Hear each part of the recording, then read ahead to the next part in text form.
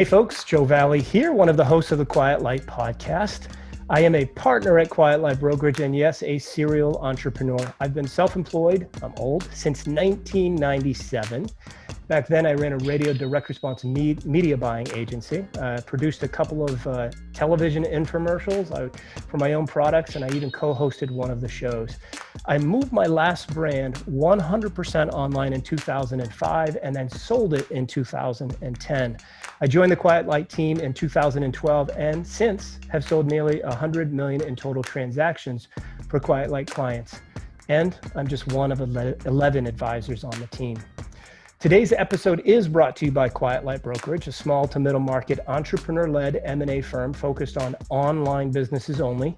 Everyone on the team has built, bought, or sold their own online business and now acts as advisors to other entrepreneurs seeking an eventual exit. And today we're joined by Nick Wolny. Nick is a writer and content marketing strategist for entrepreneurs, just like you. Lead Pages refers to Nick as a creative thinker whose marketing strategy converts big, and Success Magazine describes him as a Facebook ads expert. This part of his bio makes me feel like I've not succeeded at all in life here.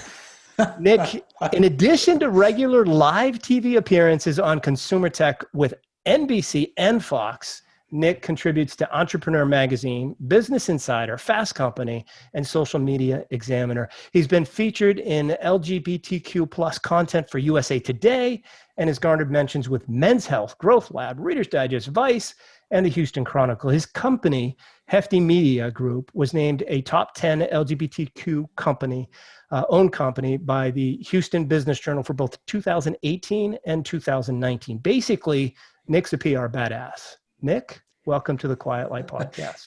Thanks for having me. I couldn't have asked for a better intro. I appreciate it. I'm so impressed with all of the names. I feel like you're name dropping all of the best magazines there with your experience, which is so honestly incredibly impressive because I look at the world in which we live in and sometimes see my business partner, Mark Doust, is writing an article for Entrepreneur Magazine or Success Magazine. I've actually never had a conversation with him on how that happened, believe it or not. But you do it on a regular basis. But why don't you tell us a little bit more about Hefty Media and who you are and what you do beyond what I've just described there a little bit? Sure. Yeah. So I think it actually brings up a good point in terms of that bio, that it creates a frame. It creates kind of an instant credibility experience before even getting into details about who I am or what I do. You know, for all we know, I could be writing in Fast Company about being a circus clown, or just something like that. So that frame is something that's really powerful and valuable in the marketing strategy for entrepreneurs. Hefty Media Group, it's a PR and marketing education company. It's a consultancy, and we help entrepreneurs who have a predominantly online business or operation of some kind secure what's called earned media, publicity, PR, coverage, visibility, and then incorporate those mentions, those features, those interviews into their existing marketing strategy and into their evergreen marketing assets, things like your website, so that when people discover you in the future, they can have that similar wow experience when they first hear about who you are and what you do. So that's what we do. Yeah. So the term earned media, I want to break that down, owned media and paid media, the differences between the three, but let's dumb it down for me again, even further. As I said, I'm just a kid from Maine that grew up and wound up in this world that we're in. I ran an e-commerce business. I did the writing at first, but we wrote good quality content over the course of 5 years. Google rewarded us. That is called owned media, as we've discussed prior to hitting record button.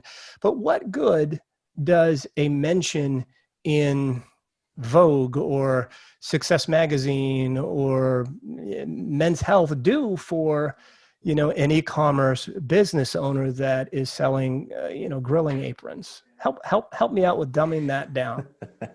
Totally.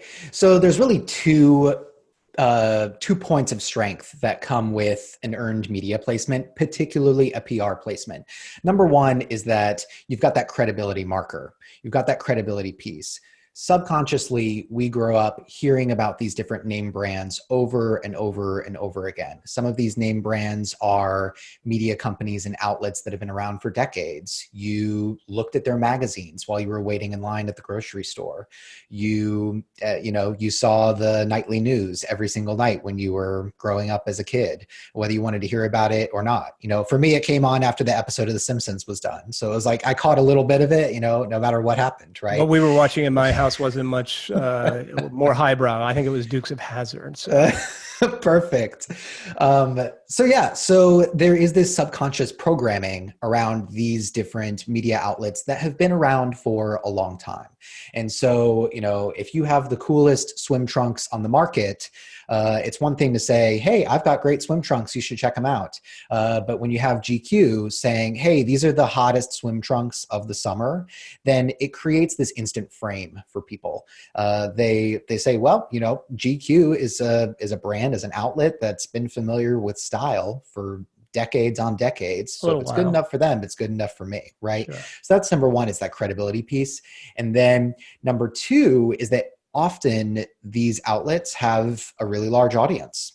And so, you can't always depend on all of a sudden, having your website go down from all the traffic that's going to come through from one of these placements. It kind of depends on the quality of the audience at the outlet. But for many of these media outlets, their audience size can be in the tens of thousands, hundreds of thousands, or even millions of viewers, followers, all of that. That's the small odds thing, right? The small odds of landing in a magazine that's going to have a huge audience, that's going to convert, at 2 or 3% when they visit your website. But the bigger use of this earned media, I'm going to keep looking at my notes, folks, earned media, because I'm learning these new terms, is that you then take that mentioned and you put it in that Facebook ad or Instagram ad or paid media that you then run, and it's going to help bring that credibility, increase conversions, and give somebody else's outside opinion that your products are as good as you say they are.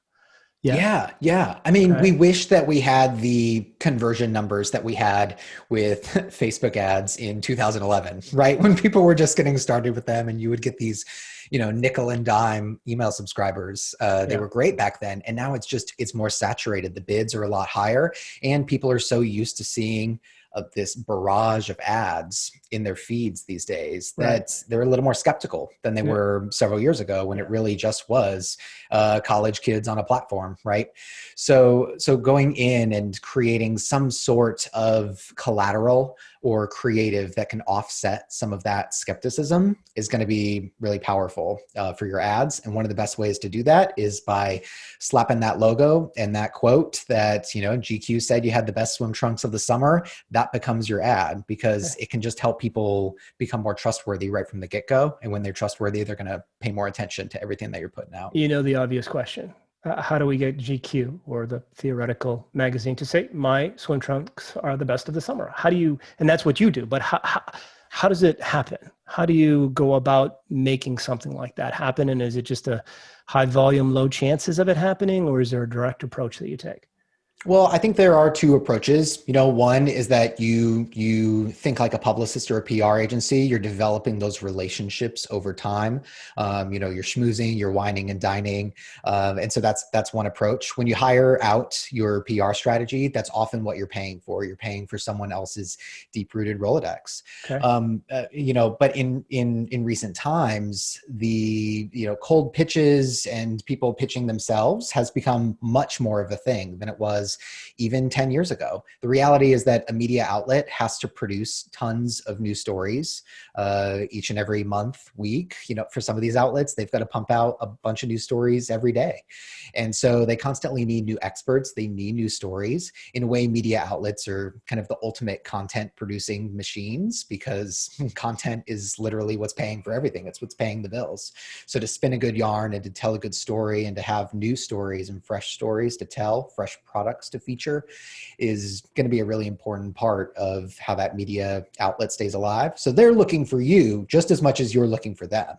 And in terms of reaching out to that particular person, it can be a little bit of, there's a phrase in the industry that's called a stalker with a smile, which is horrible, but it gives a sense of, okay, this person is writing about, wow, this person's written about grilling aprons 3 other times. Weird. I should see what they're doing on Twitter. I should, start to get on their radar. And then down the line, perhaps I can contact them. I can just make them aware that I also happen to have a grilling apron company, and it happens to be the best one because they're made out of bamboo. I don't know, something different, something fresh like that, right? Okay. But just to kind of bring it to someone's attention, these media professionals, journalists, editors, producers, they are tasked with producing a massive amount of content.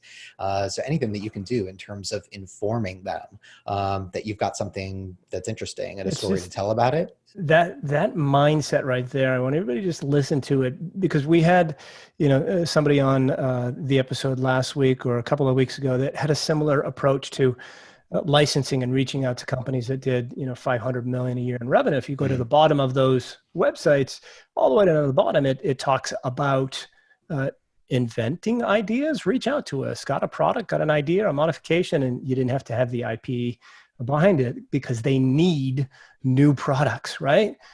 These game companies need new games to develop every year, and same with media outlets. They need new content. So it's kind of a mind shift of, someone got lucky and there's a mention there. No, if you stalk them politely with a smile long enough, they may actually respond. All right. So that's a mind shift change. I think it's great. And it's obviously something you do and do well. Let's just break down those 3 terms that we've used so far, though. The difference between earned media, owned media, and paid media. Would you just dumb that down for me, please? Yeah, absolutely. So when you think about your media, your marketing strategy, you've got these 3 buckets, and pretty much everything you're doing is going to land in one of these 3 buckets. So one, we've got owned media, which is great. It's the content that you were pumping out for several years before the acquisition took place, right? You're getting ranked in Google. It's your social media posts. It's your email newsletters. You're in complete control of the distribution of that content and what you're saying in that particular content. The drawback is that it's a challenge to get it in front of people, in front of new people, right? Sits on your own website or your own email list. Exactly. You'll be able to get in front of your own audience, but then you got to kind of get creative on how you're going to get in front of new people with owned media.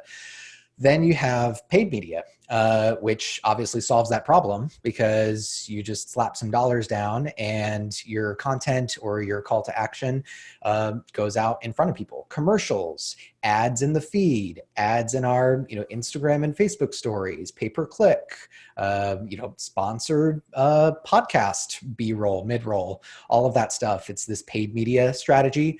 And, it works. What you usually have to overcome in a paid media strategy is skepticism, as we've just talked about. People immediately know that you have paid to get in their ears, to get in front of their eyes, all of that. And what we also know from data is that each successive generation is becoming less and less tolerant of advertisements in general. So, millennials, we hated ads, but it turns out Gen Z hates them even more, right? And it's just that experience of not having to be around ads so much growing up. Now we're in this sort of streaming world where you can consume media and content all day long without ever encountering an ad.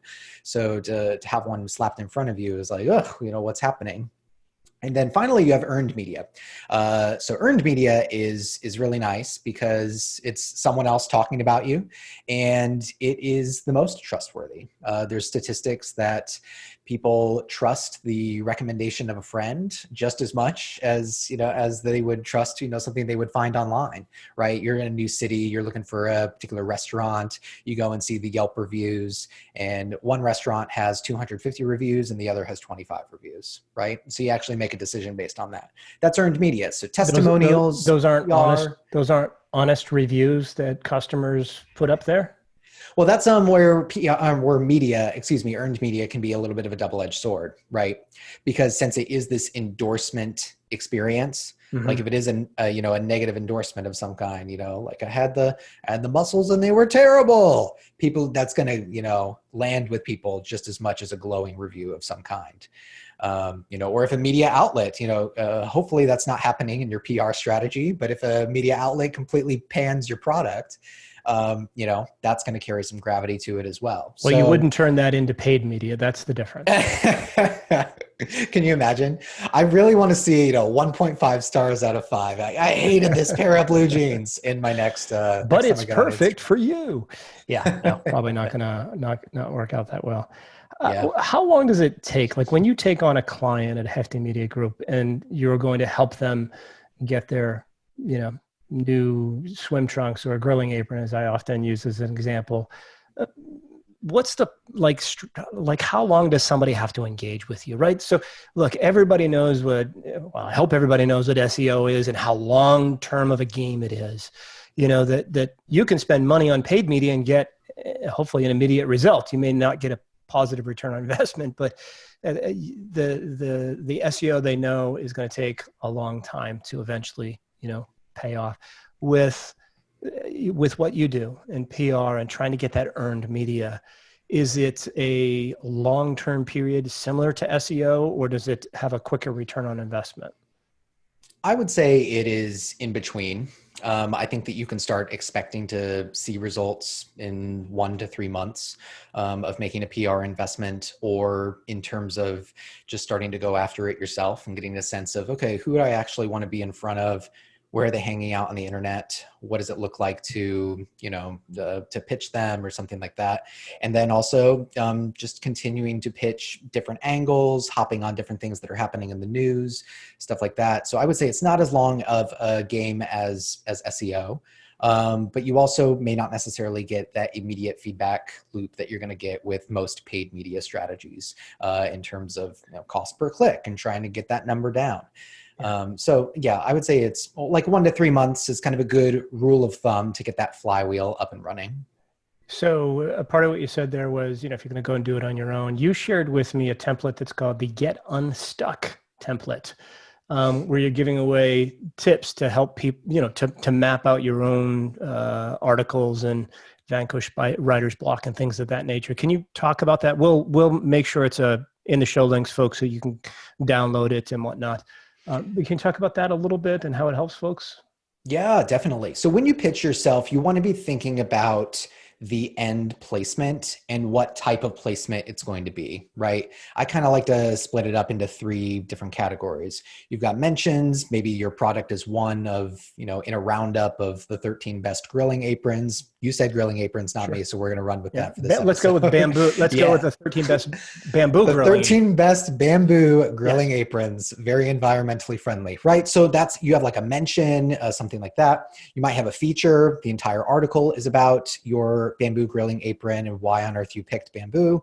And then there's a third category called the contributed article. Right. So that's a scenario, like you mentioned, your business partner writing for entrepreneur.com. I'm writing for entrepreneur.com, right? Where that's another kind of placement that has emerged in the last 5 to 10 years a lot for similar SEO reasons. These media outlets have realized, oh my gosh, if we can get experts or we can get interesting entrepreneurs to be creating the content, then we're increasing our SEO footprint. We're increasing our display ads footprint, and that person gets to kind of hijack the brand credibility that we as an outlet have spent years or decades building up. What is so that there called could also again? be, you want to write an article. Yeah. What's that called again when in Mark's case, when he does that for Success Magazine or whatever? I'd say like a contributed article. You are the author of the article. It's an opinion piece in most cases. You're not being a journalist, you are being an expert. And basically the media outlet is handing over the microphone to you. And the fact that they are doing that, like there's a kind of a good amount of gravity that comes with that endorsement, right? So do people hire you? Over, yeah. Do they hire you? Like Mark's a great writer. I'm not. I hired somebody to interview me to then write the book that I'm working on. I hired Scribe Media. If folks aren't familiar with Scribe, check it out. Yeah. So do people hire you to write those contributing articles, or do you interview them and help craft them so that it can be a contributor to Men's Health or GQ or, whatever magazine it might be? Is that Yeah, something you do? we mainly do programs and incubators. What's that mean? So yeah, so not in terms of being like a full out PR agency or a ghostwriting agency. My experience with PR is that it is most powerful when you own the relationships or when you own the connections of some kind. When you have an agency in the picture, it's nice. You may get placements here and there, but you're ultimately leasing these connections, these relationships, things like that. We want you as the entrepreneur to own the connection, to learn how to create that connection, own that connection, especially if that connection perhaps will hop from one media outlet to the next, which happens sometimes. I would imagine they do. Yeah, you owning that is going to be one of the best ways forward. And so whatever type of media that people want to pursue, we help them craft the strategy that is going to help them achieve that. If they want to be mainly writing articles, they know that they want that contributed article content, then we help them put that together, and we make those contributed article drafts really shine and really strong through kind of a coaching container. Sometimes you have someone that is looking for almost entirely a podcast interview strategy, right? Like they know that podcasts convert for their business. Maybe they have like a high monthly membership based e-commerce product of some kind, and they know that when they have a lot of runway to be able to tell their story and explain their methodology, that converts well. And so maybe that's more of their strategy. So I think it kind of depends on, what someone's particular strategy is as it relates to starting to achieve that ROI, and then adjusting the messaging accordingly. And then, starting to pitch it out yourself, ensuring that those pitches are really good, that those articles are really good, pitching it out yourself, becoming besties with the editor, the journalist, or the producer yourself. Because what we also know is that when you can start to rack up multiple placements, when a journalist can lean on you, when they can count on you, and they cover something that you are always available for commentary for, or that you'll be in high demand for, then it creates very fertile soil for you getting asked to be featured again and again and again and again from that same person. So there's a lot of opportunity there. That's exactly what has happened with Mark. They come back and say, we're looking for something with a little bit of a different angle. Can you do this now? And so we get emails. Actually, I think the latest one was they were looking to interview one that had recently sold their online business. So we surveyed our clients that had sold, and a couple came forward and were willing to be interviewed. So I think that's a perfect example of, if you can help the entrepreneur crack open that door with the right crafted content. I couldn't write it myself. So I'd need to hire somebody like you to help me craft it properly. As those folks that have ever seen my emails, I generally misspell things. I won't even make fun of myself. I had somebody call me out the other day with a laugh emoji, but it was, he opened it. That was the key thing. Yes, I'm pretending that I misspell things intentionally so you'll open the emails. That's my genius. But I think it's important to be able to, if you're going to help crack open those doors, that once those doors do open and you have that relationship, folks, that you talk about, well, who else do you know that might be able to, I can share an article with them as well, or is there anybody else that would like to be interviewed and things of that nature? It seems like in this industry that I'm in and the industry that you're in, everybody seems to know each other and is connected in some way. And those relationships, once you get them open after stalking with a smile, they can stay open and expand quite a bit, I would think. Yeah. I think that's totally true. What is your favorite type of, e-commerce business to take on? Is there any particular niche or category that you like, or whether it's e-commerce or SaaS or content? Or you have any favorite spaces? I have a soft spot for health products, wellness products. I think it's a personal note of mine is I've lost 105 pounds and I've kept it off for about 17 years. Wow. Yeah. And so I just love to nerd out on, different health products, different wellness products, things like that.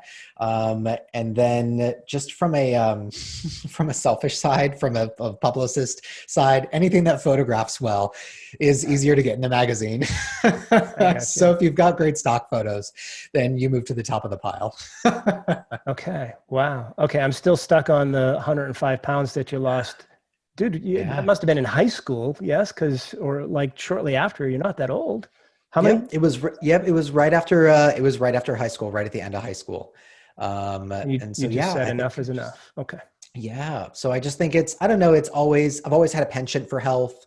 And it's cool to see, in the health space, in the wellness space, in the supplement space, there's so much entrepreneurship happening. I think there's kind of this, revolutionary energy around people starting to take charge of their own health. They're beginning to track their own health, right? We've had a huge rise in fitness trackers and things like that. And just thinking about that a lot more than we used to. Yeah, Got one on my exactly. wrist. Right. I just held my arm up, folks that are listening instead of watching.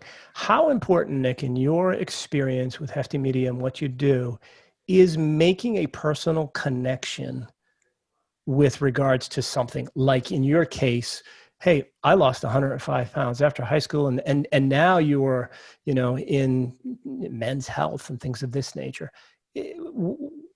I feel like sometimes people try to separate their business with themselves, necessary, but sometimes too much. So that if I really am passionate about grilling aprons that can also be used in barbershops, is it important to try to make a connection? I know it's kind of weird. A bamboo barbershop apron. Yeah, we're going off track We're here. going to create the perfect product by the end of this We, episode. So we're we just going to are. keep adding on and on. We are. And you can just pull out some of it. No, well, okay. But that personal connection, you use your own personal story, I would assume, to open some of these doors with some of these magazines. Do you advise people to do the same as they're working on their own content and branding and things of that nature? Yeah, I think people are ultimately in the media, they're looking for stories. They're looking to cover stories. And so, your product has features and benefits and that is kind of its own set of has its own set of qualities to it. But then the story behind, why you decided to do that or why you decided to found or create this company in the first place, right? Like that's what pulls people in, that human connection. I also like just having story near the front of pitches, because for a media professional, if you take a moment to visualize the inside of their inbox, it's not unusual for them to have dozens or even hundreds of pitches a day, and to have the majority of those pitches be because they have been sucked into some sort of distribution list with some PR agency. And so they're getting mail merge pitches, right? Pitches Yeah. that don't even say their first name. They don't even say any specific particular details. And so something I teach in pitching is, use the first or second sentence of the pitch to give some little personal detail. I had a pitch land with a CNBC editor once, and the subject line of the pitch was, "Hey Vanessa, I loved your tweet last week." Right? There's like nothing to do with the actual pitch, and you're just talking about, hey, I really appreciated that article. You brought up this point, and I guarantee that editor doesn't hear feedback like that very often, right? As entrepreneurs, we put out a ton of content and we don't get to hear that kind of quality feedback very often. So you can rise to the front of the pile really quickly. And it's also nice because you're signaling to that person who's inundated with requests that this is not a stock pitch, and that, hey, I've actually taken 5 or 10 minutes out of my day to see what you're doing online, and I really enjoy the work that you're doing, and that's why I wanted to reach out to you. Yeah, maybe quote that tweet by Vanessa so it feels real. Because I gotta tell you, hey Joe, I've love your podcast. Here's something that you should invest in and buy from me. When I would love it if they told me exactly what they loved about it, which episode they listened to, and really prove to me, because it feels just so impersonal that they didn't actually do it. So on your template that we're going to share, it's probably available. I'm assuming this Get Unstuck template's probably, is it available on your website as well, Hefty Media Group? Yep. So it's actually, I just use my personal URL. So it's nickwolny.com. Okay. And it's right smack on the top of the homepage. So if you let's go ahead and spell that out, because I had to make sure we pronounce Nick Wolny properly. Wolny is Wolny. Correct. N as in Nancy. Yep. So WOLNY. So nickwolny.com. But I'm looking at the tips of the template right now, guys. There's 12 tips to map out an article. There's a one-page layout template and an example of recently published articles with footnotes along the way that he's put together. So here's what, in my view, what you're doing, Nick, here is helping first and giving it away, teaching, using your experience to allow people to choose to do it on their own. And then if they're like me, they go, oh, no, I can't do that. Let me just hire you. So maybe they'll hire you as well. Any last thoughts? We're just running out of time here in terms of online business owners and some of the things that they should do big picture wise when it comes to building their own brand beyond the owned media and paid media. Yeah, I think you should go after PR now. And here's why. It's something that starts to take time to really get that flywheel going, but having media placements begets more future media opportunities. One of the easiest ways to land a bigger opportunity is to say, like, you read my bio at the very beginning. And it's like, oh, wow, okay, he's been in these other places. If he's good enough for these other places, then he'd be good enough for us. And so the best time to get started on that is now. And the great thing about PR and these placements is that once you get them, once you have secured them, you own them. You have them forever. If your business pivots, if you start a new e-commerce business, then it could be, this founder has been featured in X, Y, Z, right? And so that's the added advantage of having your founder story be in the picture as well, is that as you continue to pivot, if you want to pursue being a serial entrepreneur, then you can carry those endorsements with you along the way. Yeah, I love it. By now, folks, you know what he actually means. He means now, right? You've all you probably know the name Mike Jackness. Had Mike on the podcast. I sold his business. He runs the Ecom Crew podcast. And when we sold Color It for him, his goal was to, he knew what to do. He knew what to do in terms of simplifying the business to make it more attractive for a buyer. And he said to himself, I got this. I'll get to it someday. And then he woke up and someday was here. So he didn't do it now, like Nick is talking about. He said, I'll get to that someday because I know what to do. And then life passed him by and someday was here. So take some action, do it now, and get it done, because building that, earned media, owned content, those relationships, when you eventually exit your business, are probably going to bring a lot more value, because it's going to bring up your net income on the bottom line, because you're not going to have to spend as much money on paid media, or your paid media will convert better because you're saying, hey, look, GQ says that, my eyeglasses are the best style in the world and you should buy them too. And they buy them at a higher rate and you can charge more. Anyway, Nick, how do people learn more about everything that you do? You want to spell out the URL for me again? Yeah, sure. My site is nickwolny.com, NICKWOL, N as in Nancy, Y.com. And you can also find me on LinkedIn. Also just my name. So yeah, connect with me, please. A little bit more, folks. Nick came to us from Chris Moore, our CMO, in a connection with the War Room. So he's very well connected with the right people. Definitely get to the website, check it out. Nick, thanks for your time on the podcast today. I appreciate it. Thanks for having me.